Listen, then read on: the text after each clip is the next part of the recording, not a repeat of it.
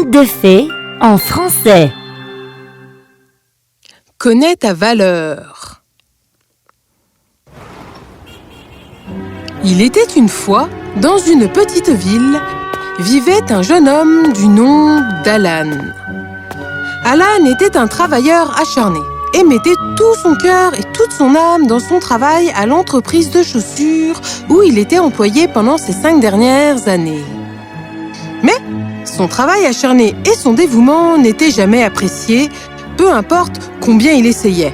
On lui faisait toujours sentir qu'il ne donnait pas le meilleur de lui-même.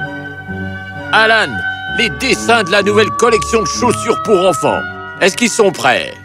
J'y travaille. Quoi? Tu y travailles encore? J'en avais besoin il y a 1 heure. Mais vous m'avez donné le projet il y a à peine 2 heures. Et alors? 1 heure ne suffit pas. Ce sont des chaussures pour enfants. Combien de temps cela peut-il prendre? Donnez-moi juste quelques heures de plus. Je vais le finir. Ah, j'en ai marre de ta paresse, Alan. Tu as 1 heure. Finis-le et apporte-le-moi à mon bureau. Mais... D'accord. Hé, Alan, est-ce que tu viens manger? Non. Allez-y, les gars. Je dois finir ça. Ok. Monsieur Logan, j'ai les dessins prêts pour vous. Quels dessins? Pour les chaussures des enfants. Oh, tu sais quoi? Je viens de parler avec Cathy du marketing. Et elle pense qu'on ferait mieux de sortir la collection pour femmes d'abord. Oh. Oui, conçois les meilleures chaussures tendance du moment et donne-les-moi dans 1 heure. 1 heure? Y aurait-il un problème, Alan? Non, monsieur Logan, absolument pas. Bon. Et qu'en est-il de mes dessins? Oublie-les. Jette-les, je m'en fiche, je n'en ai plus besoin.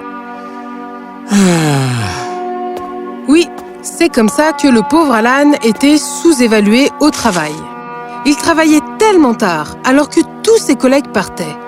Et juste au moment où il pensait qu'il finissait pour la journée, il se retrouvait avec encore plus de travail. Alan, c'est bien, tu es toujours là. Monsieur Logan, vous avez aimé la collection pour femmes? Elle n'était pas super. Mais ce n'est pas de ça que je veux parler maintenant. Où sont les modèles de chaussures pour enfants? Ceux que j'ai jetés parce que vous me l'aviez dit? Oh, Alan! Tu sais que je déteste les excuses. J'ai besoin des dessins finis et sur mon bureau avant d'arriver au bureau demain. Apparemment, nos concurrents sortent la collection pour enfants.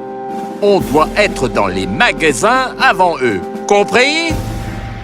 Oui, bien sûr, monsieur Logan.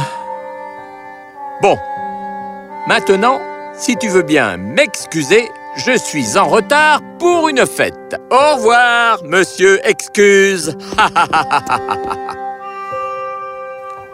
Alan resta au travail jusqu'à très tard dans la nuit, tout comme la plupart des autres nuits. Sur le chemin du retour, il mangea le sandwich froid qu'il avait apporté pour le déjeuner. C'est bon, Alan. Ça vaut le coup. Ils vont annoncer l'employé de l'année demain et je suis sûr que ce sera toi.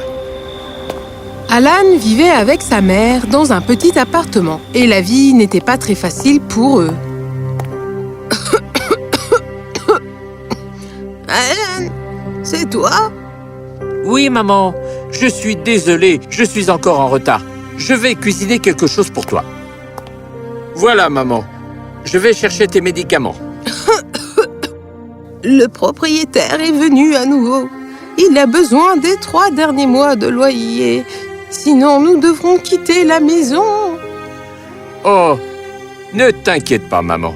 Je suis sûr que je vais obtenir la promotion demain et puis notre vie sera meilleure. Oh, tu travailles si dur, fiston. J'espère que tu auras ce que tu mérites. » Cette nuit-là, Alan se coucha avec l'espoir que le lendemain matin apporterait de la joie dans sa vie. Le lendemain, Alan alla travailler avec un sourire éclatant sur son visage, très confiant que le trophée de l'employé de l'année allait être le sien. Votre attention, tout le monde. Comme vous le savez tous, il est temps d'annoncer notre employé de l'année et nous savons tous qui c'est. La personne a non seulement fait preuve d'excellence, de dévouement et de discipline, mais elle a aussi fait des efforts pour faire les choses les plus importantes. Mesdames et messieurs, je vous présente l'employé de l'année, Mademoiselle Cathy du marketing. Ouais! Quoi? Félicitations, Cathy! Ouais! Alan restait figé là, comme si le monde autour de lui s'étirait et se contractait. Ses yeux brillaient de larmes alors qu'il regardait tout le monde féliciter Cathy, employée dans l'entreprise depuis seulement 6 mois. C'est pas juste. Je suis heureux pour elle, quand même.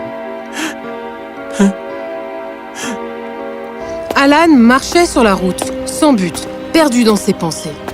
Les loyers dus, empilés et en attente, l'argent pour les soins de sa mère, le manque de reconnaissance pour son travail acharné, tout ça commençait à peser très lourd sur son esprit. Hé, ça va, c'est mon caillou.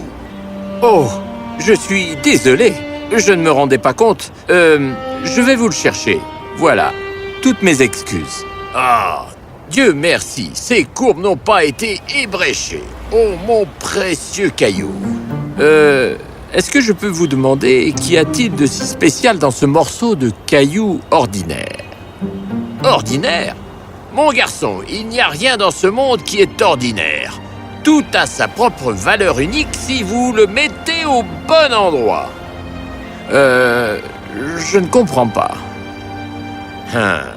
D'accord. Prends ce caillou et va dans ce magasin de papeterie là-bas et demande-leur combien ils payeraient pour ça. Il suffit de trouver sa valeur et revenir. D'accord. Alan alla au magasin et revint après un certain temps. 50 centimes, c'est ce qu'il payerait. Bien. Tu vois ce magasin de bibelots là-bas? Vas-y et demande sa valeur. Alan hocha la tête, alla au magasin, il revint après un certain temps. 5 $, c'est le montant qu'il payerait. Bien. Maintenant, va dans ce musée là-bas et demande-leur combien ils paieraient pour cela. Perplexe, Alan hocha la tête et alla au musée. Mon Dieu! Ce n'est pas un rocher ordinaire, monsieur. C'est une météorite lunaire. Ah bon? Je vais vous payer... Qu'est-ce qu'ils ont dit? Ils ont dit 50 000 $. Pas si ordinaire maintenant. Et c'est stupéfiant de savoir que quelque chose d'une valeur de 50 000 $ ne vaut que 50 centimes au magasin de papeterie et 5 $ au magasin de bibelots. Exactement. Nous, les gens, nous sommes aussi comme ce morceau de caillou. Nous sommes tous extraordinaires dans nos propres façons ordinaires. Tout ce qui compte, c'est où nous décidons de nous placer. Je vais te donner un conseil, Alan. Le bon endroit pour toi valorisera ta vraie valeur de la meilleure manière. Ne te mets pas au mauvais endroit, ne sois pas triste et abattu quand il ne t'apprécie pas.